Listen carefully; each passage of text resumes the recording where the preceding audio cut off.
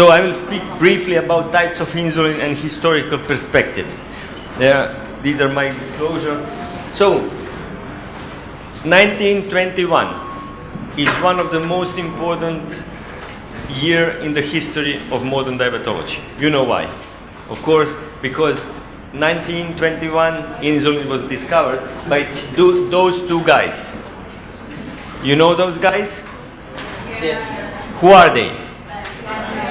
Of course, you can read it here. So they are Professor Bunting and his student Charles Best. And 1922, they injected insulin to the first human in the history. Do you know who was that?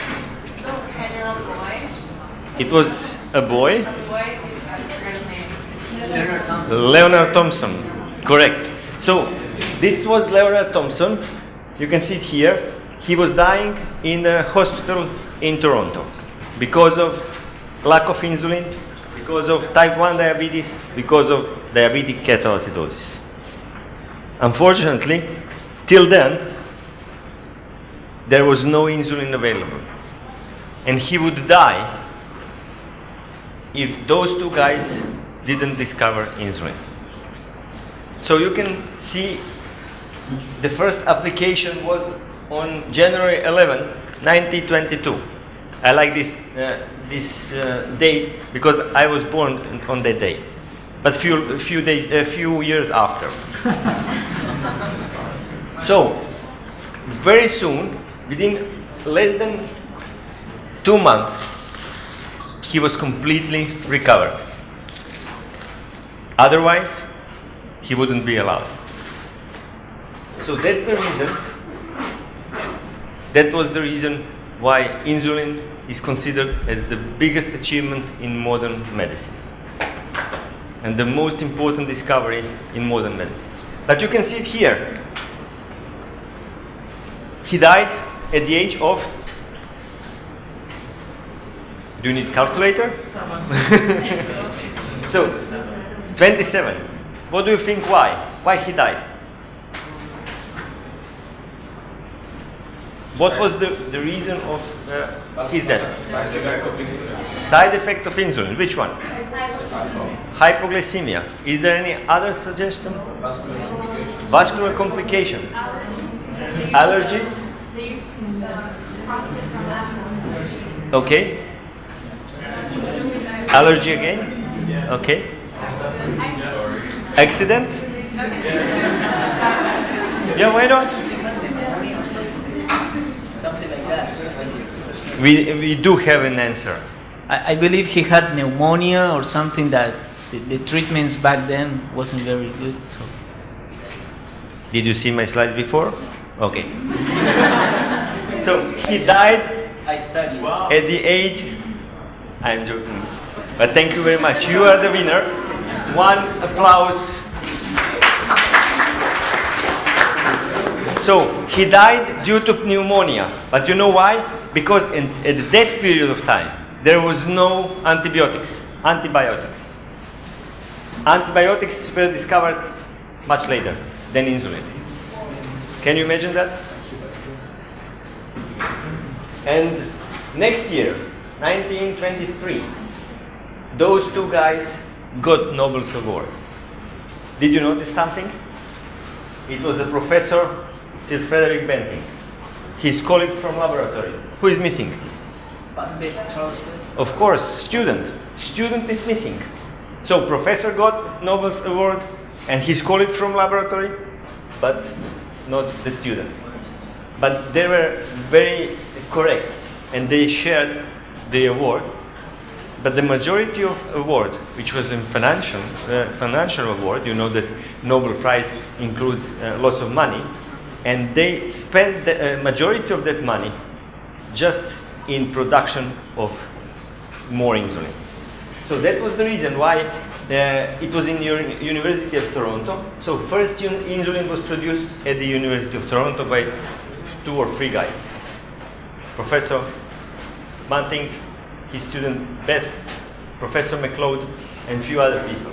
But on May 1922, Eli Lilly, the first company who produced insulin, signed a contract with the University of Toronto to increase insulin production. The factory was looking like this. Can you imagine? To produce insulin in some bottles, and this is the first bottle of insulin. How many units are here? You can see it here because you're on the first row. 10 units. The whole box, only 10 units. Yes, please. We're still talking about animal insulin, right? Of course, correct. But why? First insulin was extracted from a pancreas of dogs. Later, they started to produce from pigs and also from both. And 1922, Professor Kroc and his wife, Marie Kroc, she was a physician and she had type 2 diabetes. They went to USA and they visited Toronto because they would like to meet they wanted to meet Professor McLeod. There is one story that he was so in love with his wife that he wanted to cure her diabetes. Another part of the story would say he just wanted to make money. But no matter what happened, no matter which story, neither one story is not correct or true, but they got a permission to produce insulin in Europe. And very soon, with Professor Hagenor, they established Insulin Laboratorium Nordisk, which later became Novo Nordisk. It is the second company which produced insulin. And 1924, in Germany, was established a factory or company, Hext, which became later Sanofi Aventis. So, 1922, 1923, 1924. Three main companies which still produce insulin. And there are main companies in insulin producing. And insulin is one of the rare molecules which caused or that some got 2 Nobel Prizes. First Nobel Prizes for insulin was Frederick Banting and his friend McLeod. The second one was Frederick Sanger. He identified the amino acid chain of insulin. And that changed the history of diabetes dramatically. You can see it here. Previously, that was the way how they tested does somebody has diabetes or not. Can you imagine before test strips, physicians tested urine? Can you imagine to be a diabetologist in that period of time with so many people with diabetes like right now? 426 million people worldwide have diabetes. Can you imagine? You can start a company. Many people would work in that company, you know. So, but they started with the test strips and test strips with urine and also in laboratory. And can you imagine that first quantitative generation of blood glucose meter, which was established or produced and launched 1970, needed 40 seconds to 2 minutes just to show the results. Now you know that modern glucometers needs less than 5 seconds. My typhoid was horrible. Can you imagine? 40 seconds. Can you imagine 2 minutes to wait what will happen? And accuracy, we don't have to talk about accuracy and many other things which are important in modern devices. So, today we have completely different situations. Today we can analyze also what happened during the day. We have continuous glucose monitoring. It's completely different than it was here or like I mentioned, like this. So from that perspective, it's much easier to treat people with diabetes today. But still, we have lots of problems. with hypos, with hypers, with glucose swings or glucose variability, as you know, and it's never easy. Previously, devices for insulin treatment or applications were like that. You don't remember, I didn't find older slides than this, but it was even metal. And you know that from diabetes museums, it was very difficult for people with diabetes. They had to boil that, also sterilized. Today we have a pen, just a pen. And this is the insulin development time frame. What was the date? What was the year of insulin discovery? 91 or 92? 1. 92 was first applications in human. So you can see it here, 1950s are important because MPH insulin became available. After that, human insulin analogs became important here, 90s. And here it was inhalated insulin, which was withdrawn 2007. Again, inhalated insulin and modern generation of insulin. And now in the future, we are waiting for liver selective prandial insulin. We are waiting for glucose selective insulin, like smart insulin. But unfortunately, I will not have enough time to cover all these things. But I will cover that for webinars and online trainings, so you will have that presentation online for YLD program. Now I will just briefly mention important things which I believe that you should know as people with diabetes. You already know that, but what you should know also as diabetes educators and as young leaders in diabetes. Insulin treatment, how many times? Once daily, twice daily, 3 times daily, 4 times daily, 5 times daily. Sometimes 6 times daily. Is one time daily, is it enough for type 1? Of course it's not. But for type 2, it is. Sometimes twice daily was enough, even for type 1. You remember maybe when you were younger, you got 2 premix analogs or premix insulin, human insulins, just twice daily. It's not common anymore. I can see something like this, but it's not common right now. But in the past, and as I already mentioned, I believe that I am not old, but I still remember that pediatrician prescribed twice daily premix insulin for type 1 people with type 1 diabetes in childhood. 3 times daily, 4 times and 5 times daily. I will not go into the details about initial doses, but this is important. There is no maximum dosage. And also, we know that today we have human insulin analogs, but we have over 30 different insulin preparations on the market. You can see it here. What is the most important when we talk about insulin? The most important thing is to know how that insulin works. Is it short-acting? Is it long-acting? Is it mix or premix insulin, which combine both of them? Also, it can be short-acting or rapid human or ultra-rapid acting insulin. And you know the difference. Do you?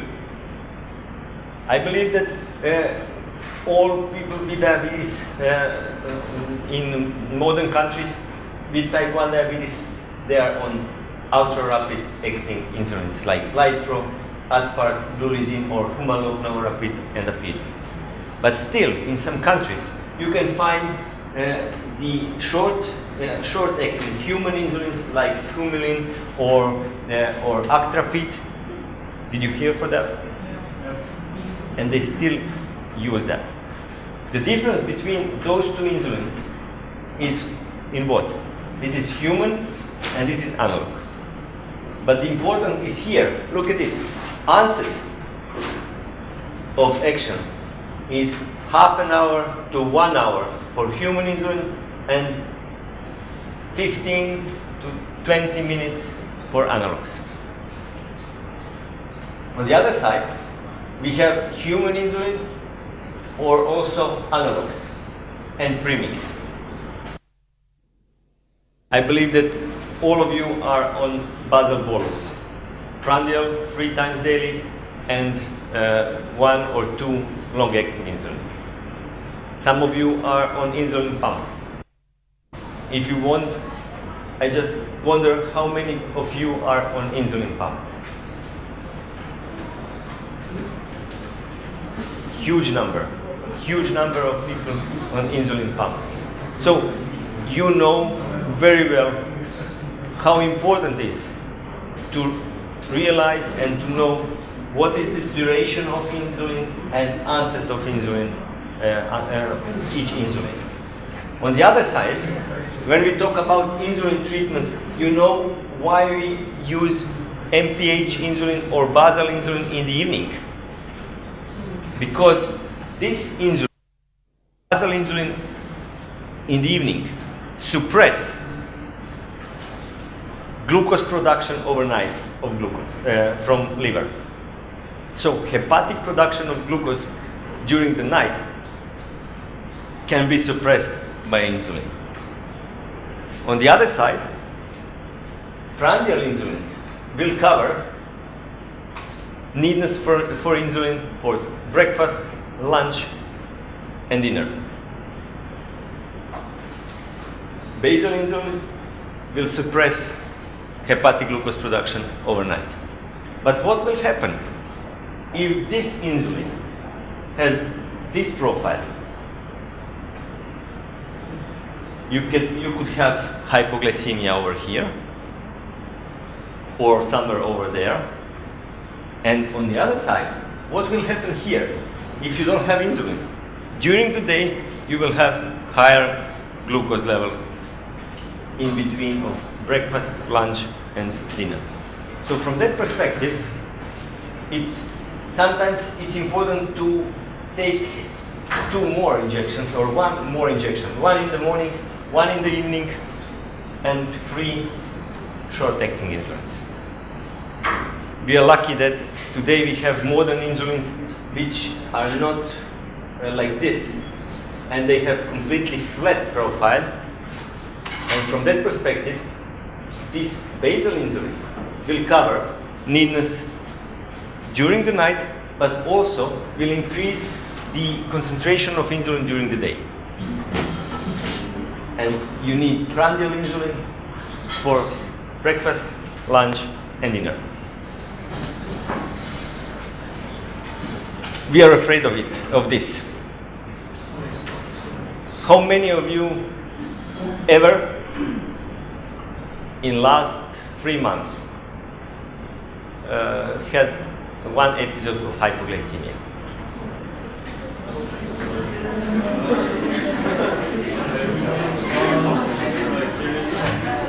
And as I promised, if you will be willing to do that, we would like to give you a few questionnaires, 1 today or tomorrow, the day after 1.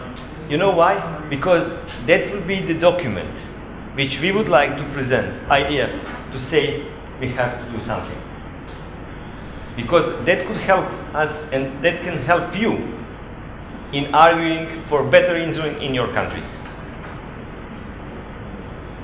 And better reimbursement policy for modern insulin, better reimbursement policy for test strips, because you are afraid of hypoglycemia because of very unpleasant feeling. But we are afraid as well as healthcare professionals because we know that every single episode of hypoglycemia can damage many tissues a lot. Heart attack or cardiac attack, also brain damage. So we are afraid of this as much as you are. But look at this. Not just in type 1 diabetes, but even in type 2 diabetes, hypoglycemia is very frequent. And usually people think, oh, only people who are on insulin treatment or only people who have type 1 diabetes, they do have hypoglycemia. But people with type 2 diabetes also have frequent hypoglycemia. And you can see it here. I will not go through the details because we don't have time for it. And what happened? As molecule size of insulin can influence on the rate of absorption and clearance. That was the reason why the pharma companies created new insulins, which create precipitation or multi-hexamer chains, and they absorb completely different, and also their clearance is different. You're aware of different mode of action of different insulin, also just the shape of insulin concentration, and also duration of its action. I hope that you don't feel like that during my presentation. Some of you do, but I believe that you didn't have a coffee. Today we have two modern insulins, which are the newest on the market. You all know that it's another version of glargine or Lantus insulin is glargine U300 or Toujeo, which makes microprecipitation in smaller volume, and due to microprecipitation and also smaller volume and smaller surface, the peak is completely different. You can see it's almost flat in comparison to glargine 100. Previously, all companies said, well, our basal insulin analog duration is more than 24 hours, but it wasn't like that. You know that from your own experience that you had to use twice daily, no matter Levemir or Lantus, you had to use twice daily, beside those prandial. But now it's completely different because duration is much longer, and hypoglycemia risk is much lower than in comparison to older generation of human insulin, and also insulin analogs of older generation.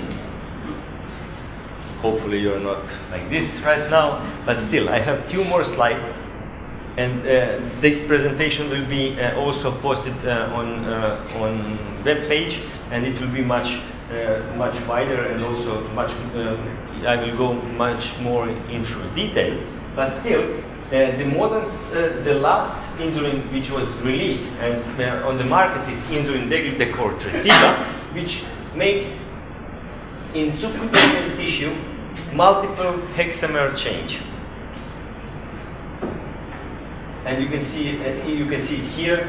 It's non-inferior to comparison to glargine insulin, with lower risk of hypoglycemia and lower risk of total and also nocturnal hypoglycemia. And nocturnal hypoglycemia, it means during the night. And we are afraid of night hypoglycemia, because some people who are older or who have a longer duration of diabetes, they can even not notice that they have hypoglycemia. On the other side, the dose was in many studies confirmed as lower in comparison to other insulins, and that could be also in advocacy. When we talk about advocacy, when we talk about negotiation with insurance company, price is not the only important thing. Of course, price is important if you have to pay much more. But on the other side, if you have insulin with lower risk of hypoglycemia, lower risk of weight gain, and also lower dose of insulin, in that case, you are saving money, you are not spending more money. Also, you know that insulin Tresiba it has very high flexibility. So with insulin Toujeo, you can apply insulin Toujeo plus minus 3 hours.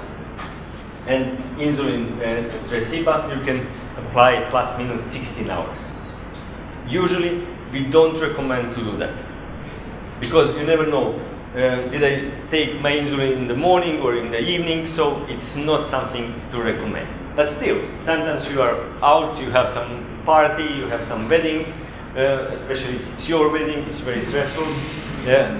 If you have some lunch at your mother-in-law, in that case it's even more stressful. So from that perspective, you could miss your insulin dose. So from that perspective, you can get it the next day, and nothing will happen. But still, we don't recommend that. So new insulin has have advantages. Many advantages: lower risk of hypo, flexibility, and also the beneficial effect on or neutral effect on weight gain. I will not go throughout. This is the one insulin which will be probably on the market very soon, but I will not go throughout those slides. Also, you can see it here. Characteristics are mentioned here. Unfortunately, we don't have time for it, but the hypothesis is it's that insulin is going throughout lymphatic system. It's completely different, and it's a completely new story. Probably it will be also very interesting insulin if that insulin will come to the market. On the other side, I will not go why it is important, because it's not so important right now for this presentation. But what I can say, that also we have in the market concentrated insulin. For you, maybe it's not so important, because all those insulins are important for type 2 diabetic patients, which have a huge amount of insulin. Some of them they have more than 100 or 200 insulin units per day or per injections. And you know that you can inject only 60, and you have to try again. And we never would suggest put 60 and after that 40. It's better 30, and it's better to divide, not the maximum dosage at once. So, but it's also not new. You can see it here. Bovin U500 insulin was launched 1952. Now we have insulin U300, it's glargine insulin, but also we have a Humalog or Lispro insulin U200. So in the same amount or volume of insulin, we have double dosage of units. And the last insulin which I would like to present right now is the modest one. Maybe some in your countries you already have that, but it's in majority of countries we still don't have that insulin. It's a modern version of insulin aspart, and I will not go throughout the details, but you can see what happened. Postprandial glycemia in continuous system or pump therapy, it's completely different with FIASP or faster insulin aspart. It will be called, or it's already registered, FIASP. It will be very good insulin for pump therapy because the action of insulin start faster. And also duration is not so high and so long as previous generation of standard aspart insulin, and also other Lispro and Dulis. And it is because of increased fraction and fermentation rate of insulin aspart, and you can see here how it looks like. And the last few slides are just connected to insulin pumps. Almost 2/3 of people who are in this room, you already have pump therapy. Pump therapy, of course, is the future therapy for type 1 diabetes. But not just classic pump therapy, but it's also the non-invasive glucose system. It's a completely new presentation which I could give you. How we can measure blood glucose, but non-invasive, like with lens. Also, you know that there are many insulin pumps and insulin devices. As you can see, they are different. I don't want to go there. But this was the revolution in pump therapy. Sensor augmented pump therapy. How many of you you do have sensor augmented pump therapy. So it's not so high percentage like it was for pump therapy. What does it mean? It's in connection with continuous glucose monitoring, and when blood sugar is going down, insulin pump stop to deliver insulin into subcutaneous tissue. From that perspective, there is no hypoglycemia here, and people with diabetes are without hypoglycemia. And the last model are not just sensor augmented pumps, but also pumps which are clever pumps, and also it's a closed loop system. You already heard about it, or a semi-closed loop system. And here is Mr. Kyle Rose, who will speak about physical activity, but he's well experienced with modern technology. Our plan was to ask him to present also modern technology, but he has to leave at the end of this week, so that presentation was planned for the end of this week, so that was the reason why he is not involved in modern technology. But I just wanted to mention briefly that there are also many alternative methods of insulin delivery, and you can see it here. Who knows what will happen in the future?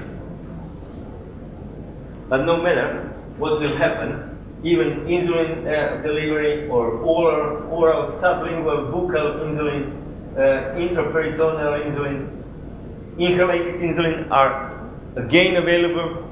You know that, you heard that, you read about it, but I will not go throughout that. And look at the device for inhalated insulin. It's not device like it was before. Buccal delivery as well, oral insulin delivery.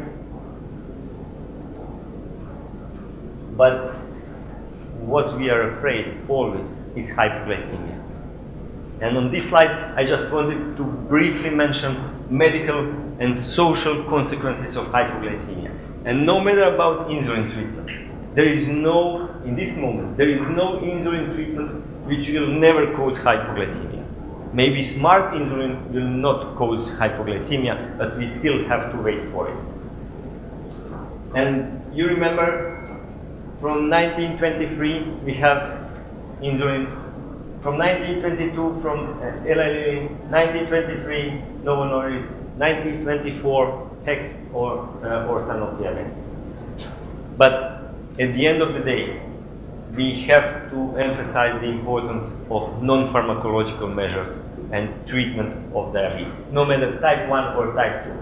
And you are all aware, no matter about your insulin, type of insulin, human or insulin analogs, basal bolus or premix insulin, no matter about insulin pumps, but without proper diet, without carb counting, for you who are on insulin pumps, but also for you who are on multiple daily injections, without lifestyle changes and without physical activity, you will not be able to achieve good glycemic control.